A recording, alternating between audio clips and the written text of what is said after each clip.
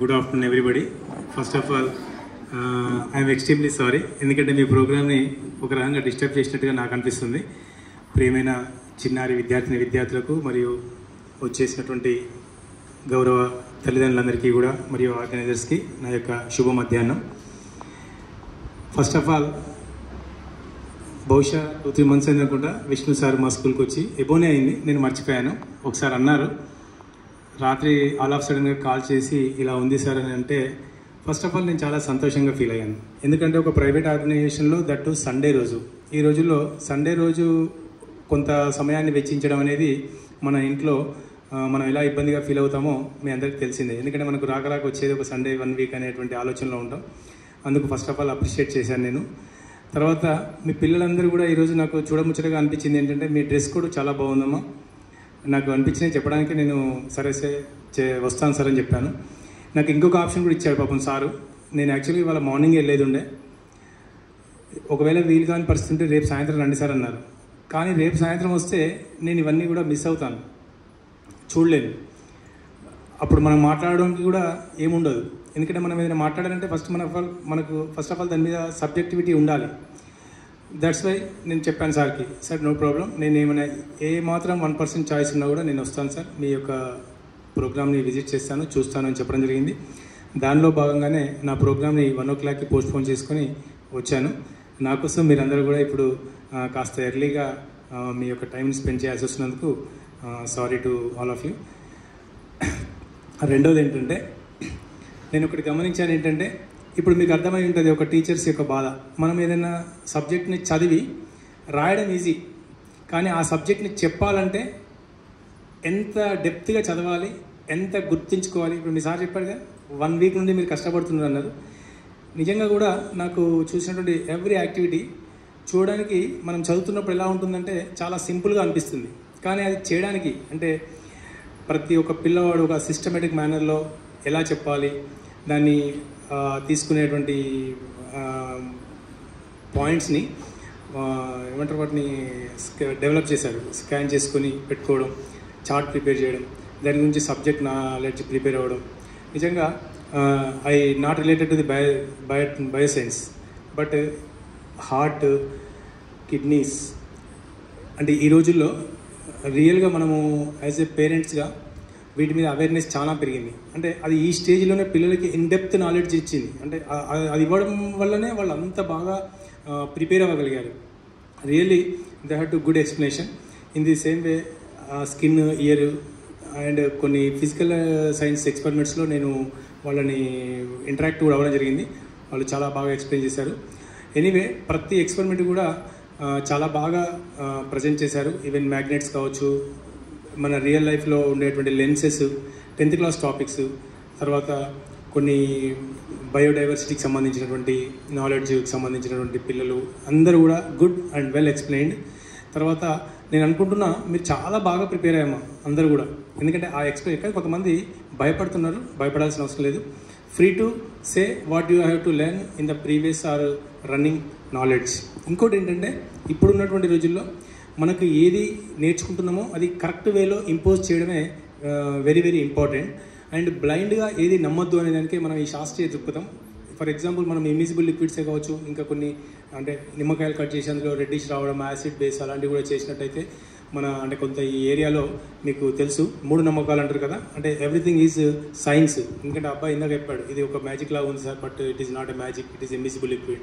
But చూడగానే మనకంటే relevant topic లేని వాళ్ళు దాన్ని ఒక మ్యాజిక్ లాగా ఆ మ్యాజిక్ను చూసినట్టయితే మీరు అది చూడగానే మాకు ఒక థాట్ రావాలి.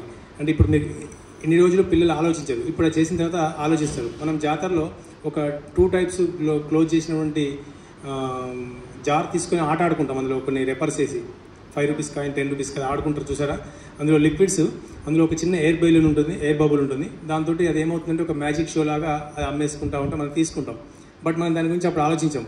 బట్ ఇప్పుడు ఏం ఆలోచిస్తాం, ఇది చూసిన తర్వాత అందులో ఉన్నటువంటి సైన్స్ ప్రిన్సిపల్ మనకి ఇక్కడ జ్ఞాపకం వస్తుంది. డెన్సిటీ కావచ్చు, తర్వాత ఇన్విజిబుల్ లిక్విడ్స్ లేయర్స్ ఉంటాయి కాబట్టి అందులో ఉన్నాయి. ఇట్లా మనము అంటే స్కూలింగ్ ఏజ్ నుంచే పిల్లల లోపల ఒక సైంటిఫిక్ టెంపర్మెంట్ డెవలప్ చేయాలంటే ఇలాంటి ప్రోగ్రామ్స్ చాలా అవసరం, ఆవశ్యకత కూడా. ఇప్పుడు ఏదైతే టాపిక్స్ 10th క్లాస్ వాళ్ళు ఇందులో ప్రజెంట్ చేయడానికి కష్టపడ్డారో ఆ టాపిక్స్ని వాళ్ళు ఎక్స్ప్లెయిన్ చేయడానికి ఎంత ప్రిపేర్ అయ్యారో ప్రతి పిల్లోడు వాళ్ళ లైఫ్ లాంగ్లో గుర్తుపెట్టుకుంటారు. ఇవి వాళ్ళ యొక్క రేపు వాటిని ఏమంటారు స్కూల్ లోపల టీచర్ పీపుల్ యాక్టివిటీ చేసినప్పుడు వాళ్ళు టీచర్స్గా ప్రిపేర్ కావాలంటే కూడా ఈ కాన్సెప్ట్ తీసుకుని వాళ్ళు ఎక్స్ప్లెయిన్ చేయగలుగుతారు. అలాగే అమ్మాయి ఇక్కడ even 7th class that is belongs to 10th class, even parallel connection and series connections అంటే ఇళ్లలో ఉండేటువంటి కనెక్షన్. దాని నుంచి నెక్స్ట్ ఇంకేమొస్తుందంటే how can we measure the units, kilowatt units and which bulb or which fan which electric device how much of current excuse అంటే prepare the current bill reading, all these things are comes under the electricity chapter. ఇట్లా ప్రతి చిన్న టాపిక్ని మనము analysis చేసి తెలుసుకోవాలంటే దాన్ని బేసికల్గా అంటే మనతో ఉన్నటువంటి ఏమంటారు గ్రౌండ్ లెవెల్ నాలెడ్జ్ అనేది చాలామంది పిల్లలకు లేకుండా వెళ్తుంది. ఈవెన్ పేరెంట్స్ కూడా మార్క్స్ తర్వాత ఒక ట్రాజడీలో వెళ్ళిపోతున్నారు.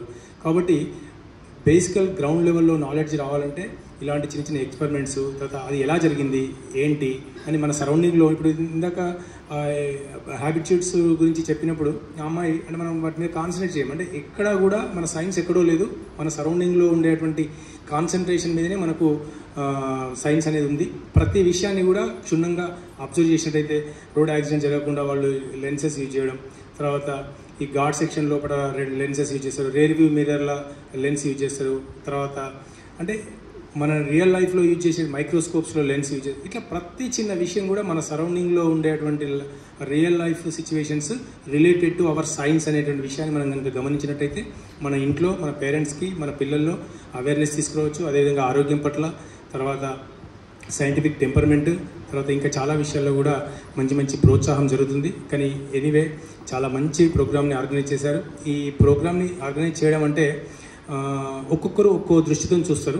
బట్ నేను చూసింది ఏంటంటే చూడడానికి చాలా సింప్లిసిటీగా ఉన్నా కూడా దీనికి ఎంతో శ్రమపడ్డారు. ఈవెన్ ఇక్కడ మనము చూసినట్టయితే అంటే నేను కొన్నిసార్లు అనుకుంటున్నాను, నా ప్రత్యక్షంగా నాకు అనిపించిన ఫీలింగ్ చెప్తున్నాను. మన క్లాస్ రూమ్లోకి వెళ్ళేటప్పుడు 45 minutes క్లాస్ని డీల్ చేయాలంటే ఈ యాసిడ్ వాటర్ గురించి ఈ టెస్ట్లన్నీ చెప్పాలని అనుకుంటాను.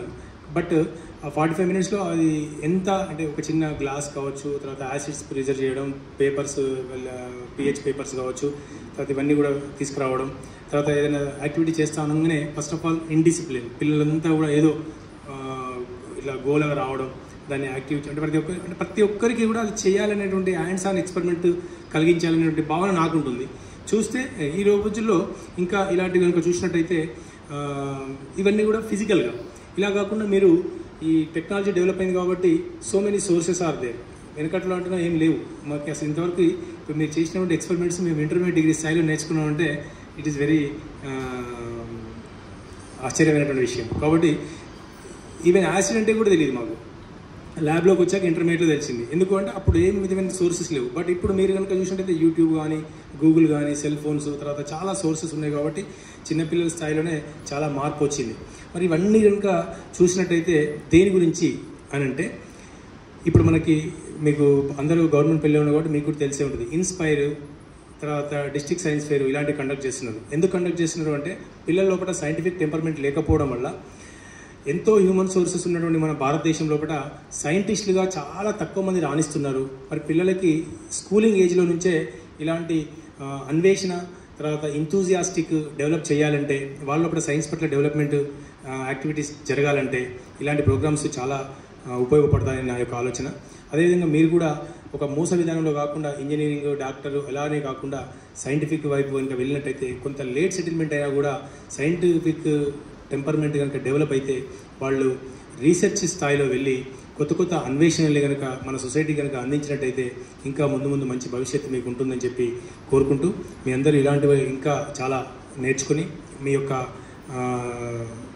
చదువులో, తర్వాత మీ యొక్క థింకింగ్లో మార్పును తీసుకొని రావడానికి మీ యొక్క గురువులు, అదేవిధంగా మీ పాఠశాలలో మేము సదా మీకు ఎల్లవేళ అందుబాటులో ఉంటామని చెప్పి కోరుకుంటూ, మరి నాకు ఈ అవకాశం ఇచ్చినందుకు మీ అందరికీ కూడా పేరు పేరున ధన్యవాదాలు తెలియజేసుకుంటూ ముగిస్తున్నాను. Thank you.